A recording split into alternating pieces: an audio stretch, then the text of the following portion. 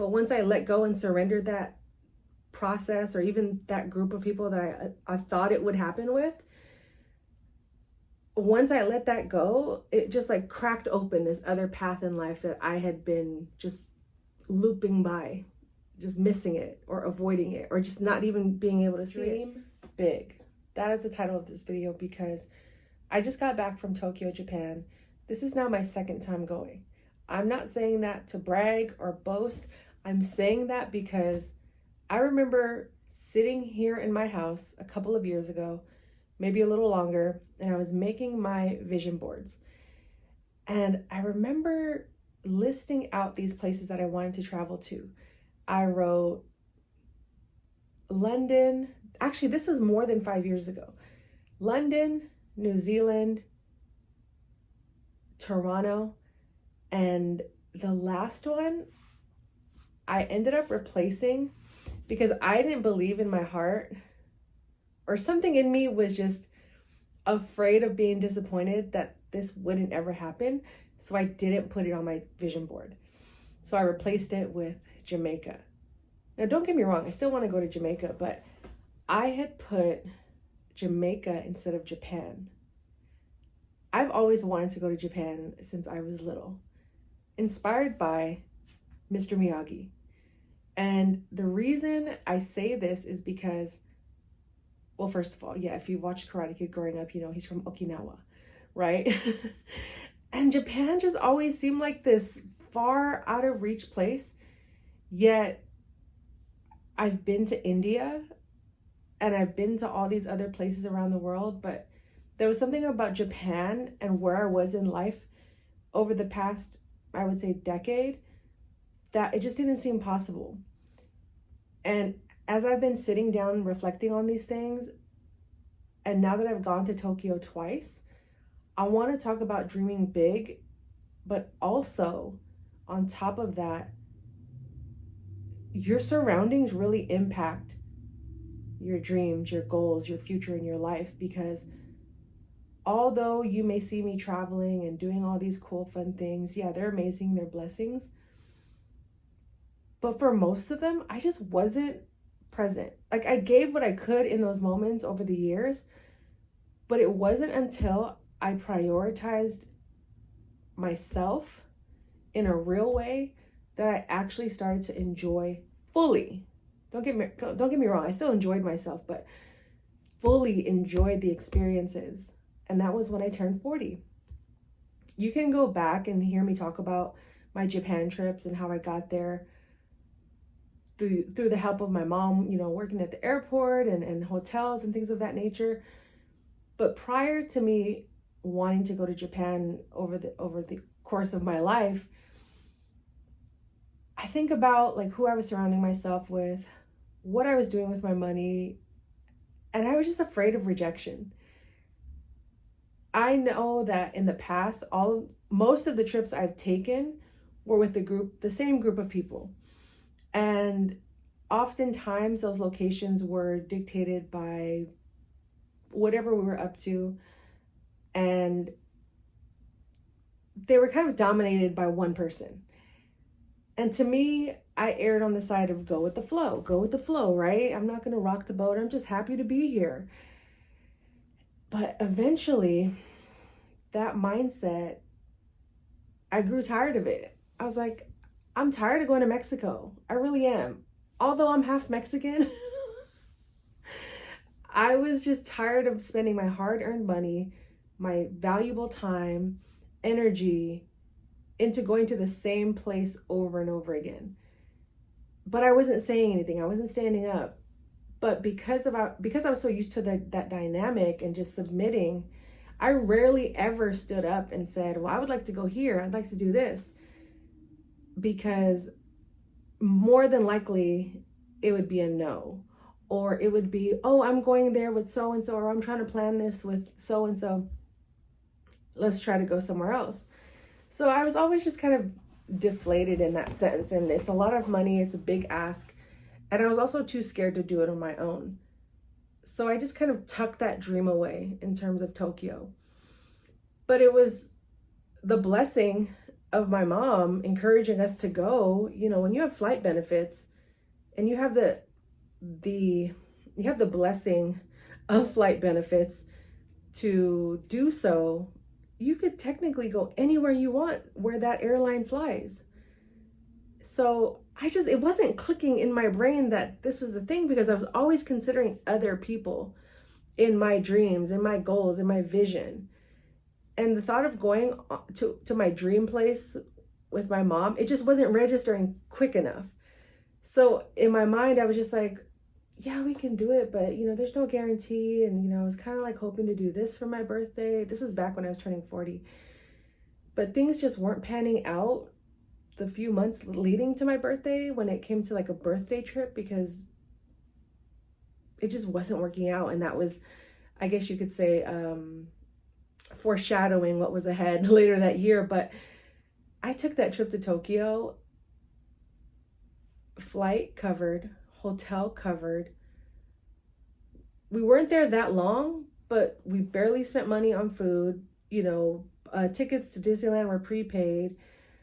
I had enough money to get there and do things and survive, right? And then I came back home, and it was just like this one dream I had for, up until that point, at least 30 years, was accomplished.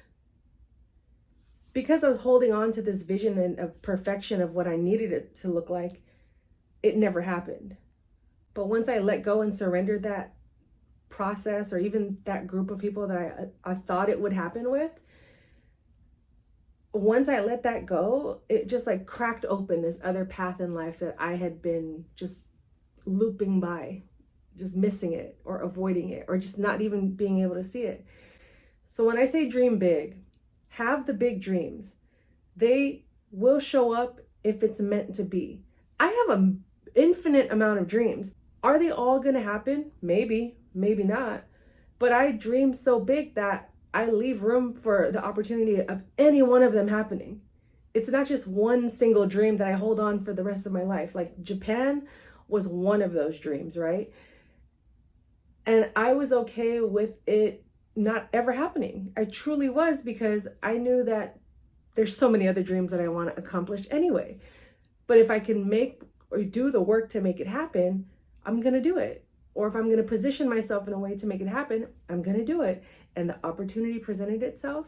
I almost rejected it, but I said, no, this is a life-changing opportunity. In my mind, I thought it was a once-in-a-lifetime opportunity. And I was like, if I don't say yes, I'm going to be denying myself one of the biggest dreams coming true of my life. And I'm not even exaggerating. And I thought about that vision board of how I didn't put it on there because of all these circumstances. My rationale was, I want to get my group of friends on a big trip with me. I don't mind going to the other places alone or with family, but I want to get them on a big trip outside of here. And it was Japan that I wanted to make that happen, but I got scared and put Jamaica instead. And I think I've talked about it here on this channel, but dreaming it's my brand. It's it's the name of my business, right? So the fact that I've now gone twice, whether it was planned or unplanned or just spur of the moment, it happened.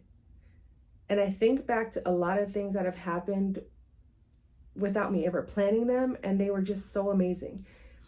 And it wasn't because I had the right amount of money, the best clothes, fresh haircut, because I haven't had a haircut in over a year. By choice, but also by budget. I can't afford right now to get quarterly haircuts like I used to. Not just haircuts, but getting my hair colored and all that. So I had to make a big decision, and usually those things would have discouraged me. Like, I can't even afford a haircut. How can I afford a trip to Japan? And I understand that everyone has access to people that work at the airport or who have hotel or flight benefits, right? So I'm just saying, don't discount God's power. Don't discount the power of manifestation and prayer, because these are things I was so convicted about that happened. The things that happened in my life are because I know deep down somewhere, even if I don't admit it out loud or think about it that often, I knew I wanted to do. And I accepted, if this doesn't ever happen, it's okay. And it's like, once I let it go, it smacked me in the head, and here I go, I'm back twice. So whatever dreams you have, aspirations, career goals, it could be anything in life. To throw out the first pitch at a Giants game, that's one of my goals. I'm trying to think of what else. To lose weight, to gain weight, to try new restaurants in your neighborhood, or whatever the case. Don't discount those dreams. Like, still have them, work towards them. You may have even accomplished many of them and just didn't realize it. You didn't take the time to embrace it. You can have dreams and goals of wanting to change your life in terms of the way you think, the way you act, the people you surround yourself with. All of that counts. But what I'm saying is, I used to let money be a deterrent. I used to let my dreams be attached to other people. I used to think that I had to have certain things, all my ducks in a row, before I could do certain things. I used to think that I had to always take care of myself, or be the one funding these things, or be the one that took care of everyone before I could say yes to a trip or yes to a blessing. No, because if you really think about it, if we take away capitalism and just think about community, we take care of each other. And that's the cycle I want to be on. Is like, you take care of me, I'll take care of you. And not in like a weird way, but in a genuine way, like of being of service, being of gratitude, and allowing these blessings to find you in ways that you wouldn't even expect. You can plan for some and they happen. Otherwise, almost everything has been unexpected or unplanned. Maybe I'll get a seed or an idea, and I don't know if or when it's ever going to happen. I just go after it, or I think about it, or start planning it, or watching videos or reading things about it, and maybe I'll tuck it away. But don't stop dreaming. Don't stop dreaming. Have big dreams. Write them down if you have to. Do what you need to do to accomplish them legally, ethically, morally, right? Have some integrity about these things. But I think the moral of the story is, your dreams are a lot closer than you think. But I think the barriers that we place in front of them, that we think we need to have, or we're so used to having in front of us, are just distractions. They're just distractions. Because even if a flight to Tokyo, Japan, let's just say it costs, $600.